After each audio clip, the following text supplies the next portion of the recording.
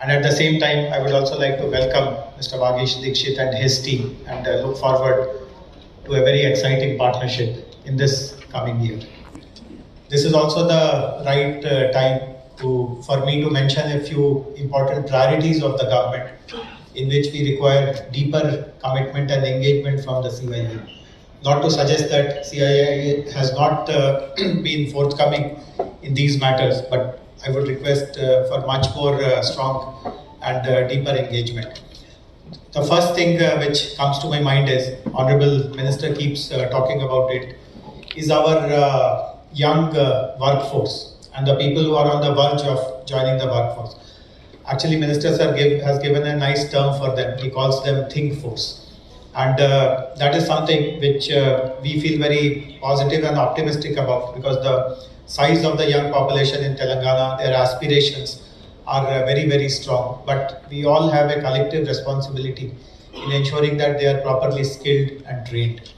And for the last few years, for the last 4 or 5 years, we have been working with, let us say, the universities, the State Higher Education Council, CII itself, of introducing a very strong program of internships and apprenticeships. We have reached somewhere. It is not to say that we have not made any progress at all, but a lot of ground needs to be covered.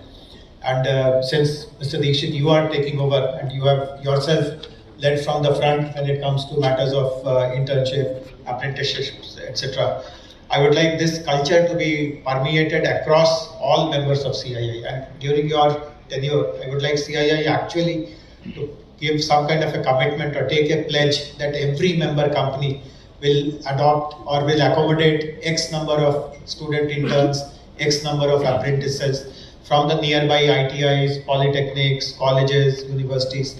And now today, we don't even have to confine ourselves only to the state universities. We have very good private universities also. So even that catchment is available today to the industry to accommodate as interns and apprenticeships. And there are, of course, existing laws, rules, etc. We have also done, just before COVID, I remember we had prepared a very detailed, elaborate map of the catchments, like which colleges, which institutions can be tapped to which industry. So once you settle down, I would like to revive this idea and work again with you. Another very important priority which Mr. Bagla spoke about, Dr. Krishna also spoke about, is about promoting entrepreneurship. Many of you would know that CII has chosen the headquarters of its National Center for Entrepreneurship and Innovation at Hyderabad.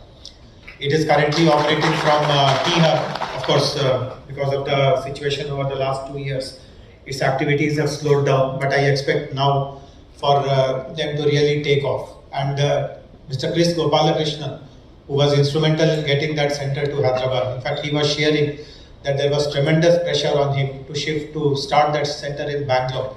Of course, as you know, for very unfair reasons, whenever people think about startup, they automatically think of Bangalore, which, as I personally feel, is extremely unfair. But for various reasons, and since Mr. Gopalakrishnan himself comes from Bangalore, there was tremendous pressure on him.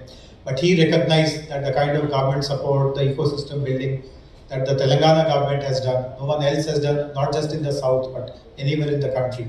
And that is something which Mr. Bagla was also mentioning. He was appreciating the fact that way back in 2016, we came up with a very progressive policy on promoting entrepreneurship, promoting innovation. So the whole purpose of, the whole objective of that CII center is to ensure that every member company adopts some startups and basically provide them that corporate connect, which is very important in validating their idea, which is important in scaling up. Maybe some kind of seed funding also can be made available from the corporate. So that is how the center has been set up. Of course, it is a national center. It's just a coincidence that it is headquartered in Hyderabad. But I remember when we were having early discussions with the CII national team, led by Mr. Gopalakrishna, I had assured him, I told him that corporates in Telangana will be in the forefront. Your vision of all CII members across the country working with startups definitely is a very ambitious vision, but we will be the first in Telangana to make it happen. So I would again request that at least all the corporate members, and this is regardless of size. I know that there are many mid-scale companies, small companies also who are members of CII, There are many service companies also who are members of CII. It is regardless of size. Size has no relevance at all when it comes to supporting startups. And it is not that funds are the only way in which you can support. In fact, your leadership can spend time with them, mentor them, give them ideas about how to scale up, how to get connected to market, how to get into a network. So multiple ways in which startups can be supported. And this is again something which I would request you to really fast track in this coming year. Another very important priority, some of you might have heard Honorable Minister or read about it in the newspapers. Honorable Minister spoke at the Harvard India Conference a few days ago, in which he again highlighted how sustainability is a very important part of our economic development. I mean, as the data has been explained by Mr. Bagla, our growth story is phenomenal, but it is not at the cost of sustainability. Every step that we have taken is underlying sustainability. And this is again a third request to CII. Why it's not to say that you haven't been doing it. In fact, we appreciate the kind of support you have given to Harita Hara, and now you are going to give awards also.